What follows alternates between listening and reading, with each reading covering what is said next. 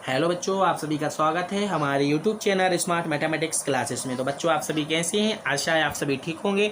बच्चों, हमने पिछली क्लास में एक्सरसाइज 3.3 में हमने प्रश्न 2 कर लिया था। हम क्लास 10वीं की एनसीईआरटी बुक का सिलेबस चैप्टर 3 करा रहे हैं, ठीक है ना। इससे पहले चैप्टर 1 और चैप्टर 2 की हमने वीडियो को अपने चैनल स्मार्ट मैथमेटिक्स क्लासेस में अपलोड कर दिया है। तो आप सभी हमारी चैनल की प्लेलिस्ट में जाइए, तो वहाँ पर चैप्टर 1 क्लास 10वीं और चैप्टर 2 क्लास 10वीं के नाम से हमारी प्लेलिस्ट बनी हुई है। तो आप वहाँ पर जाकर बाकी सभी क्लासों को देख सकते हैं, ठीक है ना। और चैप्टर 3 की अलग से मैंने प्लेलिस्ट बनाई हुई है क्लास 10वीं। इसके साथ साथ बच्चों क्लास 6 से लेकर क्लास 12 तक की मैथ एनसीईआरटी बुक का सिलेबस हमारे चैनल पर अवेलेबल है।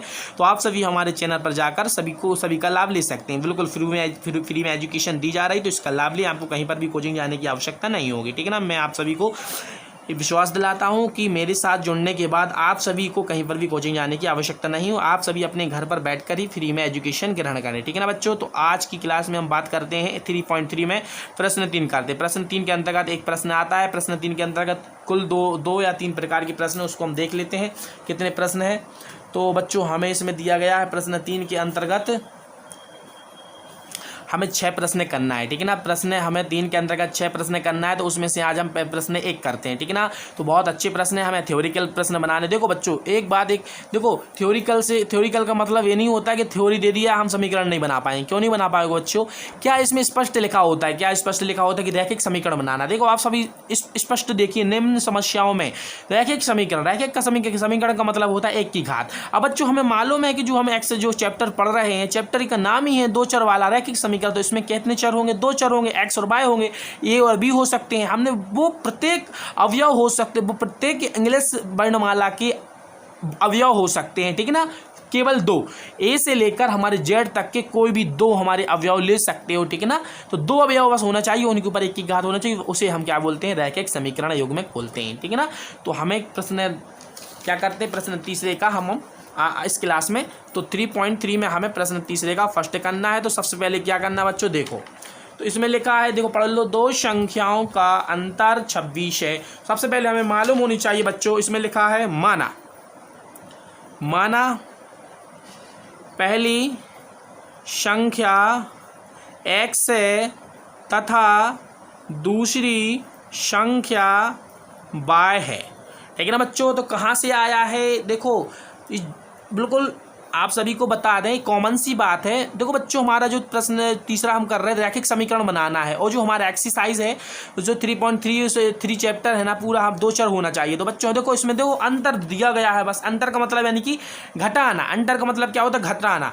यानी कि 2 चरों को आपस में घटाओगे तो कितना आना चाहिए? 26 आना चाहिए। तो एक समीकरण बन जाएगा। और दूसरा प्रतिबंध दे दिया है, एक संख्या दूसरी संख्या की 3 गुनी है, तो दूसरा बन जाएगा समीकरण। दोनों समीकरणों को प्रतिस्थापन विधि से हल करना है, ठीक है ना। तो इसमें क्या करना है बच्चों? आप देख सकते हो, देखो, निम्न समस्याओं में रैखिक समीकरण युग्म बनाइए और उनके हल प्रतिस्थापन विधि से हल करना है। जितनी भी एक्सरसाइज हमें 3.3 दी गई, सभी को प्रतिस्थापन विधि से हल करना है।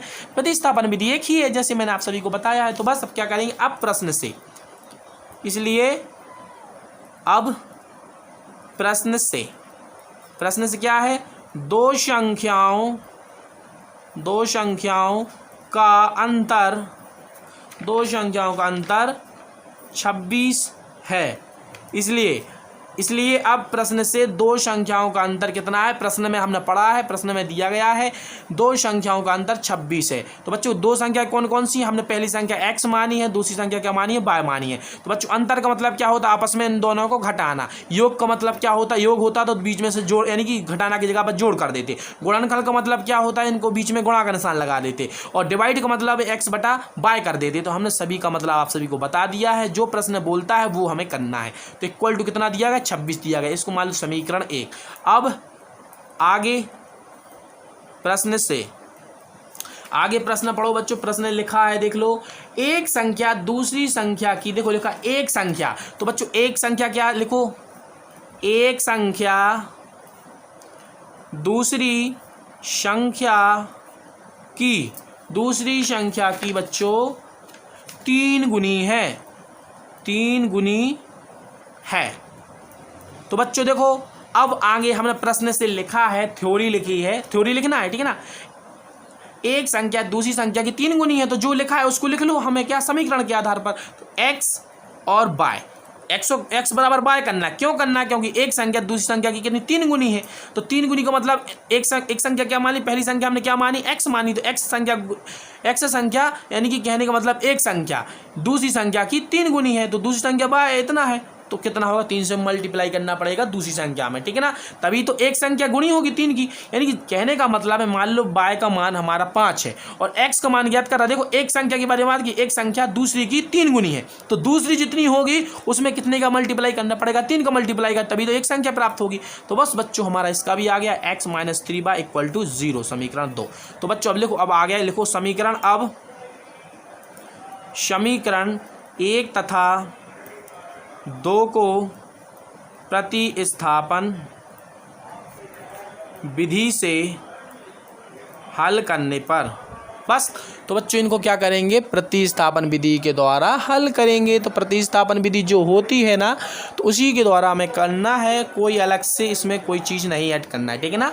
तो क्या लिखते हैं हम, अब क्या करते हैं, सर्वप्रथम समीकरण 1 से ऐसे ही करते हैं ना। समीकरण 1 से 2 समीकरणों में समीकरण 1 हम पहले ले लेते, उसमें से एक का मान दूसरे में रख देते हैं, तो हमें रियल वैल्यू प्राप्त हो जाती है। रियल वैल्यू जो आती है 1 या 2 में कहीं पर भी रख दो तो बस मान आ जाएंगे। समीकरण 1 से समीकरण 1 कितना है, x - y लिखो, ठीक है ना। इसमें से एक का मान निकाल लो। तो हमने बताया बच्चों, एक हम प्लस में निकाल दे, जो भी प्लस में होगा उसको मान निकाले। तो x का हम निकालेंगे तो 26 + y हो जाएगा, इसको मान दो। समीकरण 3 लिख दो। समीकरण 3 से x का मान समीकरण 2 में रखने पर, तो बच्चों समीकरण 2 की जगह पर हम x का मान रख देंगे जहां पर x दिया गया। तो समीकरण 2 कितना, इतना है, इसमें कितना रखना है, 26 + y, यहाँ पर कितना, -3y = 0। तो बच्चों आप देख सकते हैं यहाँ पर हल हो रहा है, तो -2y बचेगा, प्लस यहाँ पर 26 = 0 है, तो -2y = -26 आ जाएगा। अब देखो बच्चों, y का मान ज्ञात करना है, तो -26 / -2, माइनस से माइनस कितना हो जाता है, प्लस हो जाता है, यानी माइनस से माइनस करोगे तो प्लस हो जाएगा।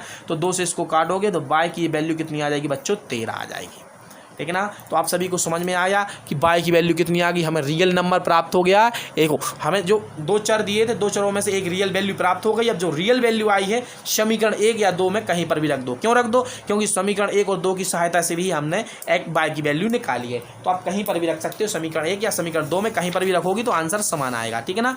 तो हम क्या रखते हैं, लिखो समीकरण 1 में y = 13 रखने पर। तो बच्चों देखो समीकरण 1 कितना है, x - y बराबर कितना, 26। इसमें y की वैल्यू कितनी रखनी है, 13 रख दो, तो बच्चों कितना, 26 आ जाएगा, ठीक है ना। तो यहाँ से x का मान यदि निकालोगे ना, तो इसका क्या कर दोगे, हम पक्षांतर कर दो। पक्षांतर में क्या होता है, प्लस का माइनस हो जाता है, माइनस का प्लस हो जाता है, माइनस में तो कितना हो जाएगा, प्लस हो जाएगा।